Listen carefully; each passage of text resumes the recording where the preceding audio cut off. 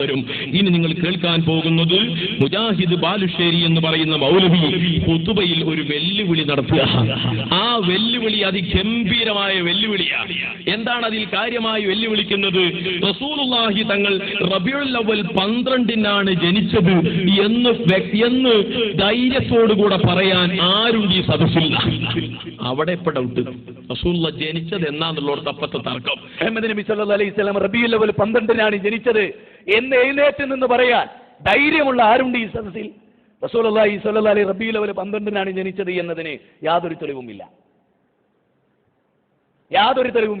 പക്ഷേ മരിച്ചത് അന്നാണെന്നതിന് എല്ലാ തെളിവും. ജനിച്ചത് അന്നാണ് എന്നതിന് 12-ലധികം 20ഓളം അഭിപ്രായം എന്നാ പറയുന്നത്. 20ഓളം അഭിപ്രായങ്ങളാണ് പ്രവാചക തിരുമേനി ജനിച്ച ദിവസത്തെക്കുറിച്ചുള്ളത്. അന്ന് തന്നെയാണോ അല്ലേ എന്ന് വ്യത്യസ്തം. എന്നാൽ മരിച്ചത് റബീഉൽ അവ്വൽ 12 തിങ്കളാഴ്ചയാണെന്നുള്ളതിൽ മുസ്ലിം ലോകത്താർക്കും എതിരഭിപ്രായമില്ല. റബീഉൽ അവ്വൽ 12-നാണ് റസൂലുള്ളാഹി തങ്ങൾ ജനിച്ചത് എന്നതിനിക്ക് ഒരു വ്യക്തമായ രേഖയുമില്ലാതെ ഏതിലാ മൗലവി തർക്കമില്ലാത്തത്? എന്റെ കാര്യത്തിൽ തർക്കം തന്നെ ഞാൻ കേൾപ്പിക്കുന്നുണ്ട്. ബലമായ ഡൗട്ട് ഉണ്ട്.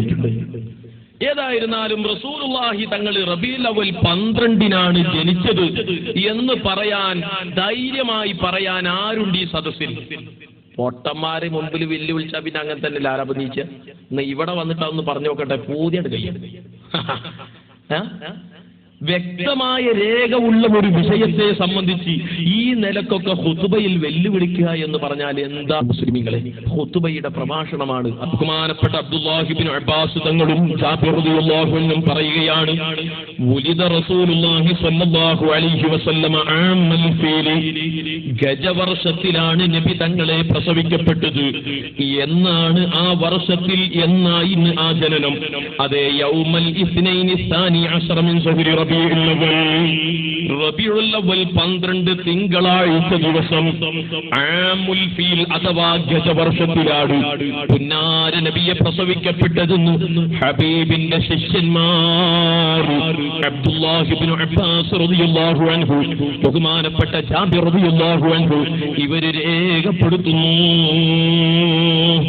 ഇനിയും കേട്ടോ നിങ്ങൾ, പണ്ഡിതന്മാരത് പറഞ്ഞിട്ട് പറയുകയാണ്, വഹാദാ ഹുവൽ മശ്ഹൂർ ഇൻദൽ ജംഹൂർ. പല അഭിപ്രായങ്ങളും പലരും പറഞ്ഞിട്ടുണ്ട്. പക്ഷേ പ്രബലമായ അഭിപ്രായം റബീഉൽ അവ്വൽ 12 തിങ്കളാഴ്ചയാണ്. അതാരാ പറയുന്നത്? അൽ ബിദായത്തു വൻ നിഹായയിൽ നിങ്ങളുടെ നേതാക്കളിൽ ഒരു നേതാവായിട്ടുള്ള ഇബ്നു തൈമിയ്യയുടെ ശിഷ്യൻ ഇബ്നു കസീർ 2-ാം വാള്യം 215-ാമത്തെ പേജിൽ പറയുന്നു. ഇനി ചരിത്രത്തിൽ ആധികാരികമായി സ്വീകരിക്കാൻ അർഹതയുള്ള ഇബ്നു ഇസ്ഹാഖ് എന്ന് പറയുന്ന പ്രഗൽഭ ചരിത്രകാരൻ, അയാൾ പറയുന്നു, അതിൽ പിന്നെ ഒരാൾക്കും തർക്കമില്ല, അത്രക്കും പ്രഗൽഭനായ ചരിത്രത്തിൽ അവലംബമായി സ്വീകരിക്കാൻ പറ്റുന്ന ആളാണ് മുഹമ്മദ് ബിൻ ഇസ്ഹാഖ് എന്ന് പറയുന്ന ആൾ. അയാൾ പറയുന്നു, വുലിദ റസൂലുള്ളാഹി സ്വല്ലല്ലാഹു അലൈഹി വസല്ലം യൗമൽ ഇസ്നൈനി ലിസ്നതൈ അശറത ലൈലതൻ ഖലത് മിൻ ശഹരി റബീഉൽ അവ്വൽ. റബീഉൽ അവ്വൽ 12 തിങ്കളാഴ്ചയാണ് അല്ലാഹുവിന്റെ റസൂലിനെ പ്രസവിക്കപ്പെട്ടത്. അസ്സീറത്തുൻ നബവിയ്യയുടെ 1-ാം വാള്യം 84-ാമത്തെ പേജ്. ആർക്കാ അവിടെ തർക്കമുള്ളത്? നിങ്ങൾക്ക് മാത്രം അല്ലേ? പല അഭിപ്രായങ്ങളുണ്ട്. 20ഓളം അഭിപ്രായം. പച്ച നുണ പറയാം. 20ഓളം അഭിപ്രായം. ആര് പറഞ്ഞു ആ അഭിപ്രായങ്ങൾ? പ്രബലമായ അഭിപ്രായമാണ്. പണ്ഡിതന്മാർക്കിടയിൽ തർക്കമില്ലാത്ത വിധം പല വിഷയത്തിലും പല അഭിപ്രായങ്ങളുണ്ട്. അവിടേക്കല്ലല്ലോ നമ്മൾ നോക്കേണ്ടത്, പ്രബലം ഏതാണെന്നതിലേക്കാ. ഇനി ഞാൻ പറയട്ടെ, ഇതൊന്നും അറിയാത്തവരായിരുന്നോ നിങ്ങളുടെ നേതാക്കൾ?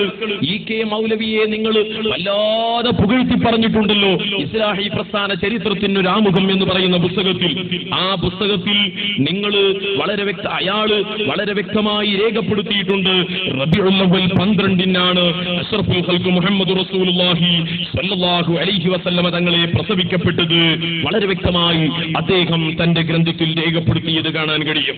ഈ നിലയ്ക്ക് ചിന്തിക്കുമ്പോൾ മുഹമ്മദ് നബി സ്വല്ലല്ലാഹു അലൈഹി വസല്ലമ തങ്ങളെ സംബന്ധിച്ച് ഈ നിലയ്ക്ക് തോന്നിവാസം പറയാൻ വല്ലാത്ത ഒരു തൊലിക്കെട്ടി തന്നെ നിങ്ങൾക്ക് വേണം എന്നാണ് ഈ സമയത്ത് പറയാൻ